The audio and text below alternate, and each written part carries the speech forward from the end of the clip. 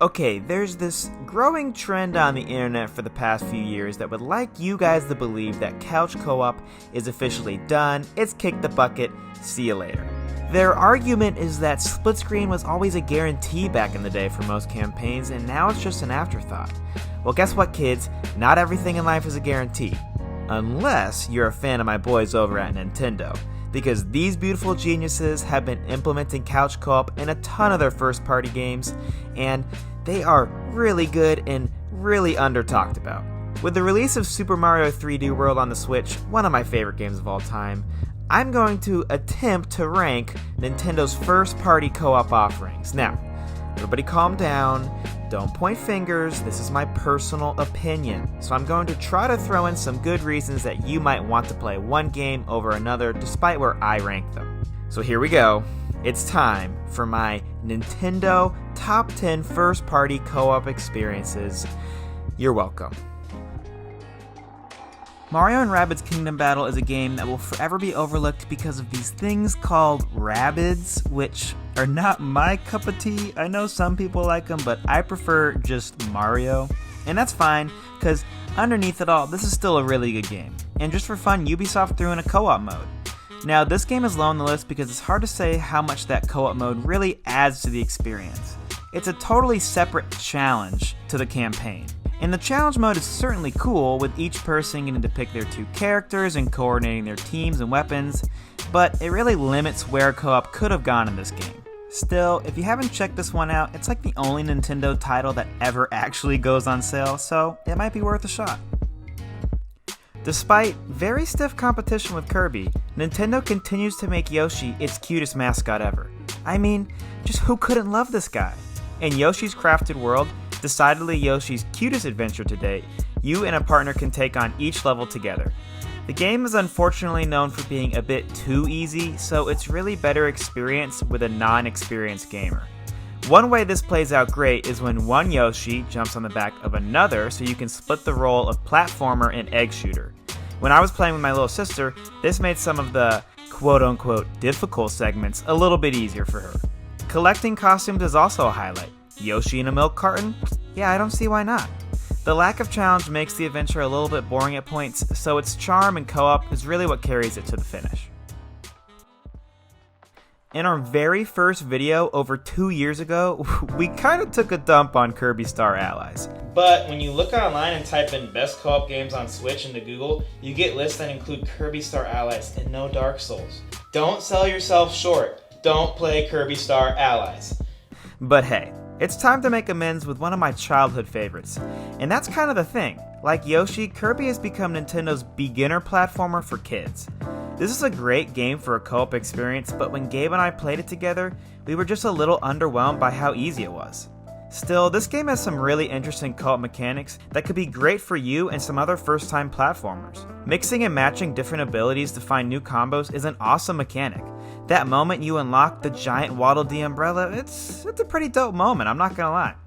And when you and a group of 4 get super powered up, you're steamrolling through these levels like it's nothing. Kirby is more of a party game than a platformer at this point, and that's honestly kinda cool. So, we're sorry Kirby, and I hope you can forgive us. Next up is our first of many Wii U ports. Yes, I was one of the few people to own a Wii U, and like those few people, I absolutely loved it. Super Mario Bros. U Deluxe is a great 2D Mario platformer, although at this point it's not a particularly inspired one. Still, it's just so much fun to play these games with friends. The bubble system also helps for a lot of beginners and alleviates that problem of one guy that goes way too fast for everyone else, which may or may not be me, but that's fine.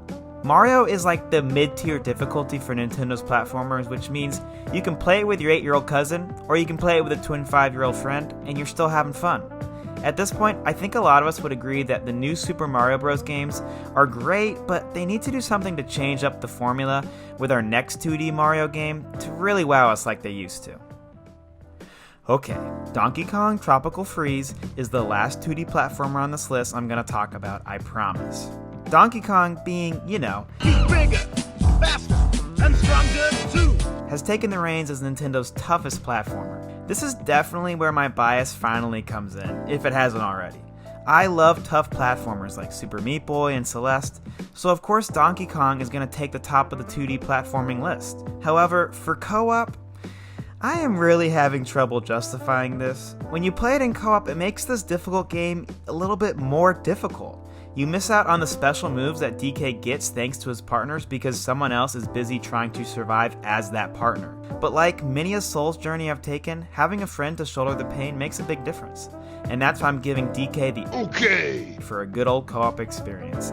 Not to mention, this is an amazing platformer on every level, so enjoy it.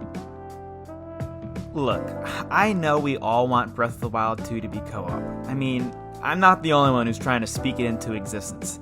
Anuma, if you're watching, please. But not enough people are talking about a Breath of the Wild experience that already is co-op. I'm just gonna say it. Age of Calamity is super fun to play with a friend. You know how to make killing 1,000 moblins even more epic? Doing it with a buddy by your side. Now there are some caveats. The split screen is like straight retro with that horizontal layout, so it's been a while and it takes some getting used to. And yes, the frame rate will dip in some sections, especially in co-op, so you better be warned. But splitting up the map and covering more area with a friend makes me feel like a kid again. I wish I had this game to play with my bros back in the day, because it just feels like an action figure scenario come to life. So if you can get past the performance issues, this is a surprisingly great co-op experience that not a lot of people are talking about. I love Captain Toad. I don't know why this character is not in Smash yet, Sakurai. I get the whole no jumping thing, but let's work around that. Come on now. This game is like a little puzzle platformer that is really fun with a partner. The whole campaign has been graced by Purple Toad, which I'm pretty sure is the poisonous mushroom, so that's a bit confusing. Either way, it means that you can play the whole game with 2 people, and that's awesome. However, the original campaign was made with single player in mind, so it can feel a little bit clunky with 2 people. Especially when you start arguing over who can control the camera, might not be best played with a younger sibling that isn't super experienced, just saying. Now the DLC episode was made with co-op in mind, and it really shines with you and a friend. Toad and Toadette are literally perfect together and kind of makes this game perfect to be played with a special someone, if you know what I mean. The levels encourage cooperative play in really innovative ways that remind you just how smart the developers of this game are. I mean, the original campaign was super smart, and so is this special episode. It's just, Captain Toad is the best. I just love Captain Toad, so play it. Pikmin 3's co-op mode feels like it always should have been there, and maybe it even was. It's just a great addition, because playing this game in co-op enhances it in every way. You can split up and double the number of tasks you would get done, or find puzzles that are better when 2 people work as one. I will say, this is not a pick up and play co-op for a non-experienced gamer. You both should know your way around the Pikmin world if you really want to enjoy this. But with that in mind, if you have a fellow Pikmin lover on the couch with you, this game gains tremendous value. Not all games get magically better with the addition of a co-op mode, but Pikmin 3 does. So thank you, Mr. Miyamoto. Now go make Pikmin 4 like you promised us like 4 years ago. I've actually already talked about this game on the channel before, but I don't care, because Luigi's Mansion 3 is the jam. This game is so good in a million ways, but I'm here to talk about the co-op. After about an hour of play, you unlock my guy Luigi. He's the face of many a crude meme, but he's going to become your partner for the rest of the game. You and a buddy will clear floor by floor together and work through puzzles, slam down ghosts, and find every collectible you can. It's a blast to share this great experience with someone else, and as I said earlier, 2 heads are better than 1, especially with some of these really hard to find collectibles. Not enough people played this game, and even less people played it in co-op, so don't miss out. Luigi's Mansion 3 is a banger. This feels a bit obvious, but I mean, come on people. Super Mario 3D World, in my opinion, is a freaking masterpiece.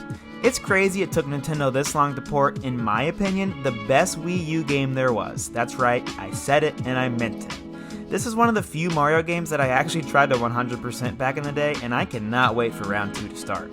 And playing it with friends is an absolute delight. It has everything all these other games on the list provide and then some. Excellent platforming, yup. Challenging collectibles, yup. Party game-like mechanics, yup. Drop in and out co-op for all skill levels, yup. It is just a fantastic game that should be played by everyone. Thank you, Nintendo, for reviving one of my favorites. I love cats, I love Mario, I love Cat Mario.